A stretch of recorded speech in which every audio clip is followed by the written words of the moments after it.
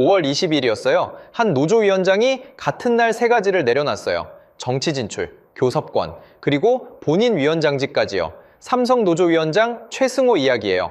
같은 날 그가 어디 가는지를 정치권이 먼저 발표했고요. 같은 5월 22일 한 매체가 단독 보도를 띄워요. 제목이 이거예요.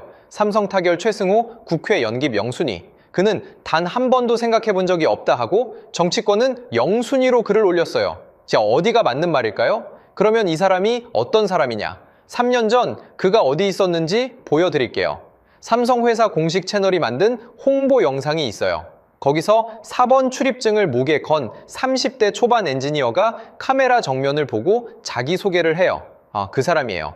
회사 홍보 영상에 나오던 평사원이 3년 만에 정치권 연기 영순위에 올랐어요. 그리고 그 한 주에 자리를 하나씩 내려놨어요. 그 3년, 그리고 그 한 주를 같이 따라가 봅니다. 시작, 전에 한 가지만요. 노조위원장이 국회로 가는 길. 한국에서는 이미 트랙이 닦여 있어요. 백승하 의원, 전국 초등교사 노조 출신이에요. 박해철 의원, LH노조 위원장 출신이고요. 올해 영입된 전정근 위원장, HMM 해상노조 출신이에요. 셋 다 노조 경력 10년에서 20년이에요. 그런데 최승호는요, 2년이 안 됐어요. 그가 앉아있는 자리부터 짚고 갈게요. 시가총액 약 500조 회사의 노조위원장이에요. 조합원 7만 5천 명. 삼성전자 창사 이래 처음으로 다닐 노조가 과반을 넘긴 자리예요. 그게 지금 들고 있는 자리예요. 그 노조가 5월 20일에 회사를 총파업 90분 전까지 몰아붙였어요. 그리고 22시경 잠정합의서에 서명합니다. 합의 골자는 DS 부문 특별성과급을 사업성과의 10.5%로 세후 전액 자사주로 지급한다는 거예요. 창사 첫 총파업이 90분을 남기고 멈췄어요. 근데 그 합의 그날 밤이에요. 여의도에서 한 사람의 입에서 그의 이름이 나와요. 그 사람이 누군지는 잠시 뒤에 보겠습니다. 그리고 이틀 뒤인 5월 22일 한 매체가 단독 보도를 띄워요. 민주당이 그를 23대 총선 인재 연기 명순위로 설정하고 물밑 작전에 들어갔다는 보도였어요. 같은 5월 22일에 그가 한 말이 있어요. 한번 보세요. 첫째, 정계 진출 부인. 단 한 번도 생각해 본 적이 없다. 둘째, 잠정합의가 부결되면 2026년 교섭은 나머지 집행부에 위임하겠다. 셋째, 다음날 5월 23일 공지에서 가결되든 부결되든 무관하게 6월 중 위원장 재신임, 투표를 진행하겠다. 같은 주에 자리 3개를 내려놨어요. 정치권이 노조위원장 한 명을 이렇게 빨리 부르는 일 흔하지 않거든요. 그리고 그 호명에는 이유가 있어요. 사람 때문이 아니에요. 한 도시 때문이에요. 평택. 그 이야기는 천천히 따라가 보겠습니다. 재밌게 시청하시고 구독, 좋아요, 알림 설정 부탁드립니다. 1991년생이에요. 평택에서 태어났고요. 한광고를 나왔어요. 명지대 산업공학과를 졸업하고 삼성전자에 입사합니다. DS 부문 파운드리 사업부, 근무지는 평택 캠퍼스 P3 메모리 사업부예요. 출생, 학교, 직장이 한 도시에 있어요. 2023년 4월 삼성 반도체 뉴스룸이라는 회사 공식 채널이 홍보 영상을 하나 올려요. 카메라 정면 4번 출입증을 목에 건한 엔지니어가 자기소개를 해요. 파운드리 S5 제조에서 시스템 업무를 하고 있습니다. 같이 일했던 동료가 조선비지에 남긴 평가도 있어요. 보상에는 민감했지만 대인관계나 업무는 문제 없었다고요. 모범적인 동료였다고 했어요. 그런데 그 모범 사원이 변하는 해가 2023년이에요. 그해 삼성전자 DS 부문은 연간 14조 8,800억 원의 적자를 냈어요. 직원 초과이익성과급, 줄여서 OPI는 0%로 책정됐고요. 한 푼도 안 나왔다는 뜻이에요. 같은 해 사업보고서에 적힌 DS 부문장 보수 24억 300만 원이었어요. 이 숫자 셋이 한 해 안에 같이 있었어요. 직원들 사이에서 인식이 굳어집니다. 어려울 때 직원만 고통 분담하고 임원은 24억을 받아간다. 최승호의 사내 게시판 글쓰기가 시작된 게 그 시점이에요. 그가 직접 쓴 출마 자기소개에 그 출발점이 적혀 있어요. 직원들이 더 나은 회사 생활을 할 수 있길 바라는 마음에서 사내 게시판에 글을 쓰기 시작했다고요. 한 줄로 압축하면 이래요. 홍보 영상 속 모범 사원이 그해부터 사내 게시판에 글을 쓰기 시작했어요. 그 글이 어디로 이어지는지 보겠습니다. 2024년 7월 그가 초기업 노동조합 홍보국장 자리를 맡아요. 노조 안에서 본격적으로 활동하기 시작한 거죠. 그리고 같은 해 11월 2대 위원장 선거에 출마합니다. 출마할 때 그가 내건 공약이 5가지였어요. 한번 보세요. 1번이 뭐였냐면요. 정치색 배제예요. 그가 직접 못 박은 말이 이거예요. 어떠한 정치적 신념이나 행동으로도 조합을 운영하지 않겠다. 위원장이 되겠다는 첫 약속이 그거였어요. 시청자분들 기억해 두세요. 이 공약이 왜 먹혔는지가 중요해요. 당시 삼성 안에는 전국 삼성전자 노동조합이 있었어요. 조합원 3만 5천 명짜리 최대 노조였죠. 그런데 그 노조가 2025년 임단협에서 이른바 이면 합의 의혹에 휘말려요. 같은 시기에 SK하이닉스가 이례적인 규모로 성과급을 풀었고요.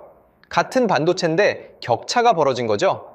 MZ세대 엔지니어들 사이에서 깨끗한 노조에 대한 갈증이 폭발해요. 그 갈증이 그가 외친 한 단어에 박혀요. 정치색 배제. 2024년 9월에 6천 명이었던 조합원이 1년 만에 7만 5천 명이 돼요. 12배가 넘게 불어났어요. 2025년 10월 과반 노조 지위를 확보합니다. 그리고 그 성장이 1년 반 뒤에 그를 어디로 데려가는지 보세요. 의지와 상관없이 정치권이 가장 비싸게 부르는 카드가 됩니다. 한 줄로 압축하면 이래요. 정치 안 하겠다는 약속 한 줄이 7만 5천 명을 모았어요. 2026년 4월 23일 삼성전자 평택 캠퍼스 야외 광장이에요. 조합원 수천 명이 모여 있었어요. 한낮 햇볕이 내리쬐고 있었어요. 머리띠, 깃발, 구호 소리가 사방에서 터졌고요. 4.23 투쟁 결의대회라는 이름이 붙은 자리였어요. 그 단상에 그가 올라가요. 마이크 잡고 기자들 앞에서 한 말이 이거예요. 한번 들어보세요. 과반 노조는 우리가 잘해서 만들어진 게 아니라 회사가 직원들의 불만에 응답하지 않은 결과입니다. 스스로 만든 게 아니라고 말하고 있어요. 단상 위에서요. 그리고 같은 단상에서 그가 또 한 말이 있어요. 초과이익성 과급 상한을 폐지하라. 산식을 투명화하라. 이공계 인재 유출을 막아라. 회사 책임을 묻는 톤이었어요. 단상 위는 여기까지예요. 그리고 단상 밖에서 그가 한 일들도 있어요. 정리해서 보여드릴게요. 첫 번째, 그 결의대회 직후에 그가 일주일 동안 어디 갔는지 아세요? 태국이었어요. 비즈니스석 좌석으로요. 두 번째, 그 휴가 기간에 노조 홈페이지에는 그의 명의로 강경 입장문이 올라가고 있었어요. 파업에 불참한 조합원들을 겨냥한 글이었고요. 세 번째, 5월 3일이에요. 노조 규약이 90% 넘는 찬성률로 개정돼요. 새로 신설된 항목 중에 직책수당이 있어요. 위원장이 조합비의 최대 10% 안에서 직책수당을 편성할 수 있어요. 그가 받는 액수가 월 1,000만 원 정도로 알려졌어요. 네 번째, 5월 18일 노조 소통방에 그가 글을 하나 올렸어요. 마무리되면 노조 분리 고민을 해보자. DX 솔직히 못 해먹겠다. 게시한 다음 삭제했어요. DX는 모바일, 가전 같은 완제품 부문 조합원들이에요. 다섯 번째, 결과예요. 같은 한 달 안에 초기업 노조에서 4천여 명이 탈퇴 신청을 했어요. 주력으로 빠지고 있는 게 DX 부문 조합원들이에요. 한 줄로 압축하면 이래요. 단상 위에서 한 말과 단상 밖에서 한 일이 같은 한 달 안에 있었어요. 근데 여기서 이상한 게 하나 있어요. 그 한 달이 끝날 무렵이에요. 5월 20일 평택에서 잠정합의가 끝난 그날 밤 여의도에서 그의 이름이 나옵니다. 누가 꺼냈냐? 박해철 더불어민주당 대변인이에요. 빌드업에서 잠깐 등장했던 그 사람이요. 그가 5월 20일 밤 잠정합의 직후에 서면 브리핑을 내요. 노동조합 대표자가 협상을 통해 도출해낸 합의라는 점에 큰 의미가 있다. 정당 공식 메시지에 현직 노조위원장의 이름이 들어간 거예요. 그것도 LH노조 위원장 출신 의원의 입을 통해서요. 박해철은 노조에서 국회로 가는 그 트랙을 본인 발로 직접 걸어본 사람이거든요.